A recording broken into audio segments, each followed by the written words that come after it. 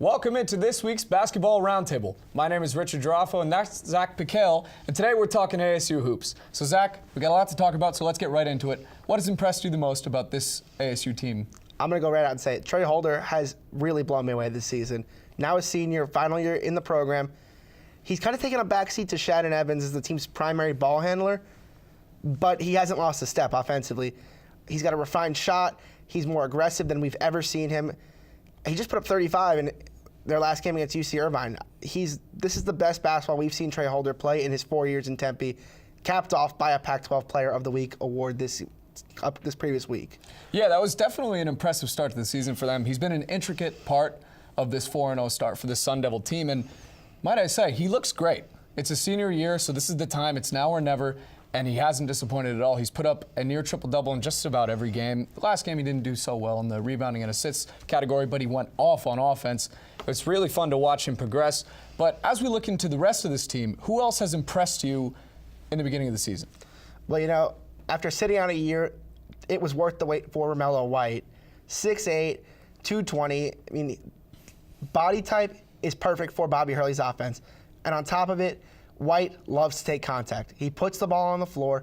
He's very comfortable going to work in the low post, and he's a great defender. Not only is he blocking about 2 shots a game, he's altering plenty more. This Sun Devils team now has a dynamic that it has not had for multiple seasons, backdating to almost the Jordan Baczynski era with Herb Sendek in 2014, which, for those of you watching, was the last time this team made the NCAA tournament. Yeah, and if the Sun Devils want to make the tournament again, their depth is going to have to come forward. A player that I've really been impressed with has been Daquan Lake, another big guy, just like Romello. He's averaging about 15 points a game. He's just about at 8 rebounds a game, and he's having an excellent impact on the floor. His athleticism it's obvious. When he's on the court, he's got 6'10" in height, and the way that he contests shots and rebounds, that pairing of White and Lake, I think it's going to be vital going forward for this team, competing against better teams in the Pac-12.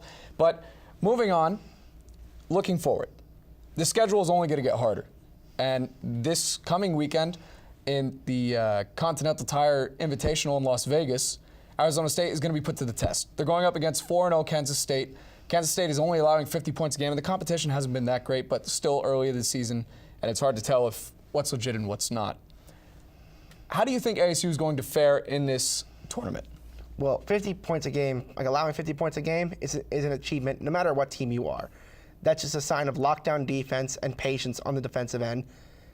But at the same time, ASU is averaging over 95 a game offensively, so something's going to have to give on that end. I think it's the Wildcats defense. I think playing teams like American, NAU, UC Irvine is going to get to them when they play a team like ASU that's so poised offensively, so comfortable attacking the rim and shooting from deep. I think the Devils can for sure win their first game in Las Vegas. Now, the real test is if the Xavier Musketeers also win on the other end of the bracket. You got guys like J.P. McCura, guys like Trayvon Blewett, who made it to an Elite Eight last season.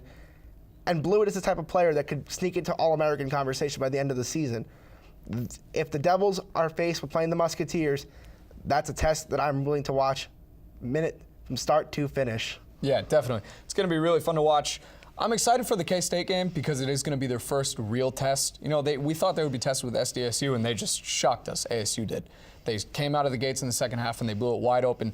Now, when they play K-State, I expect them to win. I think they're going to win this game, but against Xavier, there are things I think we should look for. I think we should see solid production from the young guys, from the new guys. We need to see consistent play from Remy Martin. I think we need to see him play against better competition. I think we need to see some more production out of Vitaly Scheibel. While he is a position player, they do need a little bit of production from there. And I would like to see how the big man pairing of Lake and Romello does against higher competition. I think we're going to see Trey Holder and Shannon Evans really shine in this with their poise and their leadership that they've had. And I believe that it's going to be a very interesting tournament for us to watch this week. Oh, absolutely. And, you know, to build off of that, I'm curious to see how Trey Holder can respond. Puts up 35 in his career high at home. Now he's going on the road to a neutral site, and he's going to play against 2 big Power 5 teams. How does he turn it around? Can he continue the offensive flow? And how does the rest of the backcourt feed off of that energy? 'Cause we've seen it in the last few games. Cody Justice's shot is now starting to fall. Shannon Evans is very comfortable in primary ball handling duties. Remy Martin is a fantastic spark off the bench for this team. But can it all be put together against a couple teams like Kansas State and Xavier? Yeah, it's definitely going to be interesting to watch. Now, what do you think would be a successful weekend, record-wise? I'm going to go ahead and say 1-1. Beating Xavier is a tall task for any team, not just the Sun Devils. They're a top 15 team. They've got 2 bona fide stars in McCura and Blewett. If ASU can get to that game against Xavier, I would say that's a win. Now, what they do against the Musketeers is to be determined, but getting to that game and beating K-State would be a nice non-conference win to put on their resume come March. Yeah, it definitely will, and that's about going to do it, isn't it? Absolutely. Well, that's going to do it. I'm Richard Geraffo. That's Pekale. We'll be here next week with another Basketball Roundtable.